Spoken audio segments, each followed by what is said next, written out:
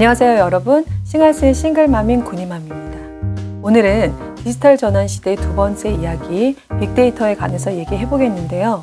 여러분들도 빅데이터란 용어는 참 많이 들어보셨을 텐데요. 어렴풋이는 알겠는데 구체적으로 빅데이터가 도대체 뭐지? 어떻게 쓰이는 거지? 하고 궁금하셨을 텐데요.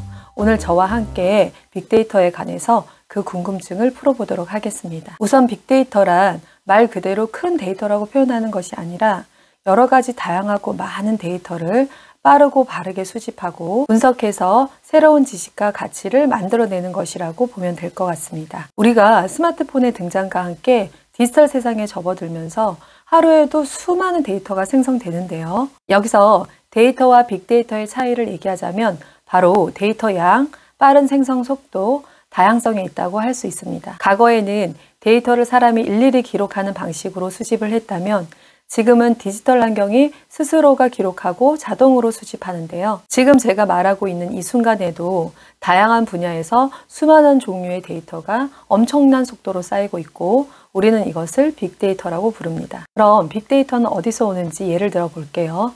우리가 일상생활을 하면서 바깥에 다닐 때면 도로가든 좁은 골목이든 CCTV가 다 설치되어 있는데요. 우리의 모든 일거수일투족을 다 녹화하고 있습니다. 그리고 우리가 버스를 타든 지하철을 타든 어디서 탔든 언제 내렸든 그 모든 것을 다 기록하고 있는데요. 이런 것이 빅데이터입니다. 또한 차를 타고 다닐 때도 우리의 운전하는 것을 모두 다 녹화하고 있는데요. 우리가 몇 킬로로 가는지, 가속을 했는지, 천천히 갔는지, 브레이크는 밟았는지 이 모든 것들이 다 기록되고요. 내비게이션을 켜고 다니면서 우리가 어디로 가는지 지역 이름, 카페 이름, 식당 이름 등 모든 것이 데이터가 됩니다. 이뿐만이 아니죠. 우리의 모든 일상들이 데이터를 만들고 있다고 보면 되는데요. 우리가 병원을 다니던 직장을 가던 신용카드를 쓰던 콜센터에 전화를 하던 그 모든 것들이 영상으로, 시각으로, 텍스트로, 목소리로 전부 데이터가 되고 있습니다. 특히나 스마트폰을 쓰면서 우리는 하루에도 엄청난 양의 데이터를 생성하고 있는데요. 여러분 오늘 하루 스마트폰으로 무엇을 했는지 여러분들 생각 한번 해보시겠어요? 우리는 스마트폰으로 택시도 부르고 음식도 시켜 먹고 메시지도 서로 주고받고 영화도 보고 유튜브도 보고 쇼핑도 하고 그 밖에 너무 많은 것들을 스마트폰과 함께 하는데요. 이 모든 것들이 데이터화되고 있습니다. 이렇게 빅데이터가 가능할 수 있었던 이유는 디스켓이나 CD, 하드디스크, 클라우드 등 데이터 저장 기술의 발전 때문인데요. 나중에 클라우드에 대해서도 한번 다뤄보도록 하겠습니다. 자, 그러면 빅데이터의 특징은 어떤 것들이 있는지 정리해서 얘기해 볼게요. 빅데이터의 특징은 VVV라고 해서 3V라고 표현을 하는데요. 첫 번째 V는 데이터의 양이 많다는 것을 의미하는 볼륨을 얘기합니다. 우리가 인스타나 페이스북 같은데 글을 올리거나 영상을 올리거나 사진을 올리면 수많은 사람들이 올리잖아요. 그 수많은 사람들이 올리는 것들이 엄청난 데이터 양이 되는 거죠. 그리고 두 번째 V는 데이터의 종류가 많다는 것을 의미하는 버라이어티라고 하는데요. 데이터는 그냥 숫자만 있는 것이 아니라 이미지나 텍스트, 영상 등 다양한 데이터들이 생성되고 있는 거고요. 마지막 세 번째 V는 데이터의 생성과 유통, 이용 속도가 빠르다는 것을 의미하는 벨로시티라고 합니다. 데이터의 생성 속도가 너무나 빠르잖아요.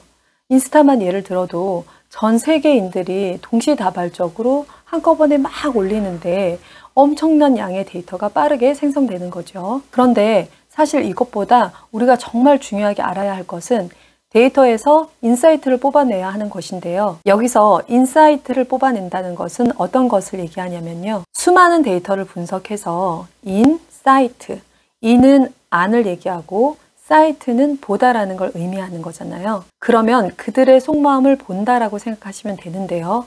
예를 들어 여러분들이 기업인이라면 소비자의 속마음을 알고 싶잖아요. 소비자가 구매한 제품이 어떻게 마음에 드는지 또는 싫어하는지 소비자는 어떤 것에 관심을 두고 있고 어떤 것에 관심을 안 두고 있는지 이런 것들을 기업이 먼저 알게 되면 소비자의 이탈을 막을 수도 있고 그 다음에 소비자가 원하는 제품을 충분히 만들 수도 있고 여러 가지 구매 욕구를 충족시켜 줄 수 있잖아요. 또한 여러분들이 연애를 하고 있다면 남자친구 혹은 여자친구의 속마음을 알고 싶잖아요. 저 사람은 나를 좋아하는지 싫어하는지 저 사람은 어떤 것을 좋아하는지 등 그런 부분들의 수많은 데이터를 AI나 데이터 마이닝으로 분석해서 인사이트를 만들어주는 사람을 우리는 데이터 사이언티스트라고 부릅니다. 그래서 그런 인사이트를 만들어서 가치를 창출해내는 것을 데이터 인사이트 밸류라고 하는데요. 그 수많은 데이터로 이 연령대 여성분들은 이런 것을 좋아하는구나. 이것은 남녀 구분 없이 다 좋아하는구나 라는 것을 데이터로 통해서 객관화를 시켜서 그들이 좀 더 나은 것을 선택할 수 있게 가치를 창출해내는 것입니다. 예를 들어 여러분 이런 경험 해보셨을 거예요. 내가 위가 아파서 약국에 가서 약을 사 먹었는데 그날 저녁 유튜브 영상을 보다 보니까 위에 좋은 약을 광고하고 있는 거예요.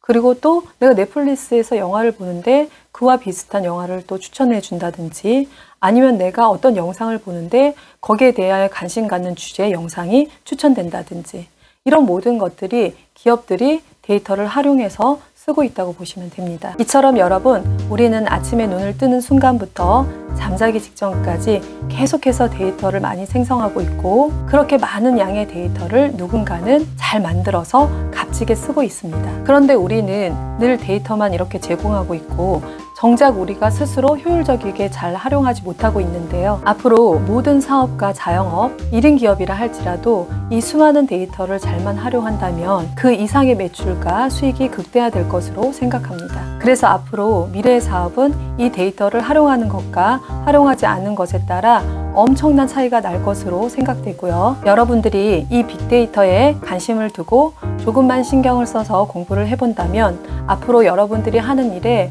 엄청나게 큰 도움이 되지 않을까 싶고요. 저는 또 다음 시간에 인사드리겠습니다. 여러분 감사합니다.